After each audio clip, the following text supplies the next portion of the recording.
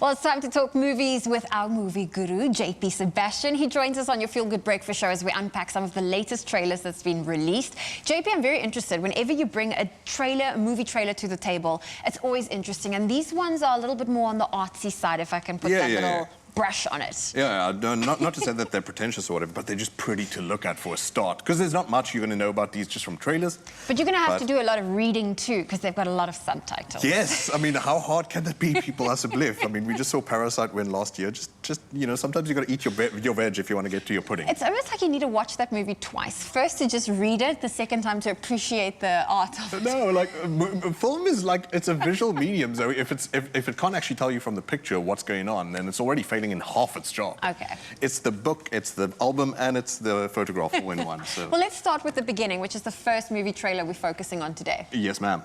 So this one is from the country of Georgia, which, if I remember correctly from high school geography, is just south of Russia. And it is set, however, in a very nooky, pokey little village.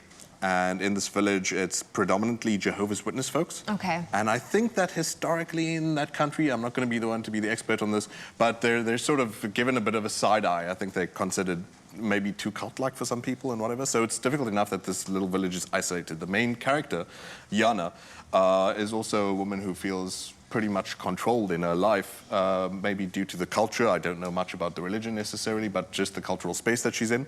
And that's the control you can already see from like the shape of the film. It feels very claustrophobic. Boxed in. Yeah, so that all comes into play. But it starts off very dramatically with the church being firebombed by local bigots who just hate these people and foment this terrorist attack. What she can't seem to deal with is that her husband is like quite cool about this, and he's just like, say for example, the son comes to sleep in the parents' bed, and he's like, why did you let him do that? He was scared of it after a terror attack. So the whole thing, like, she feels like very claustrophobic. The walls are closing in, and like, who does she turn to? Who does she speak to as this person who's feeling scared and at the same time trying to experience herself as a woman in a very like claustrophobic society and all that kind of stuff. All that aside, as you can see, it looks really pretty, the design. So it's eye candy galore for anyone who's into the artsy stuff, to use that word that's so derisory at times. But nevertheless, beginning, there's no date for it just yet in SA, but this was shame. This was Georgia's offering to the Oscars, but it didn't make the shortlist last week. It's okay. So it is hitting the big screens, or at least the streaming sites soon. Yeah. Let's move on to Atlantis, which is now playing off in Ukraine. Yes, and this was Ukraine's official offering to the Oscars this year, and they also didn't make the shortlist, even though these two movies were hugely hyped at like festivals and all that, like, you know, the stuff with the laurel wreaths and the Berlinale, as you can see in the corner, Toronto International Film Festival, etc., etc. Lots of hype, and also looks really like all of these movies I'm showing you in this little block are quite hypnotic. They're quite entrancing in their style of filming. Atlantis is set in a post-apocalyptic environment. I saw they future dated it to 2025. Which should give you enough of like a sense of spookiness about it, because it's like, hey, around the corner is the idea. It is literally around the corner. And fortunately, however, the story revolves around the end of the conflict that we saw back in, this goes back to 2014, where Russia and Ukraine, arguably Russia, we don't know the full details just yet, went to war with each other in eastern Ukraine, the Donbas region, and in this Donbas region is where the story plays out. Dude is a soldier who's kind of come down, trying to come back to normal life from all the trauma of the war.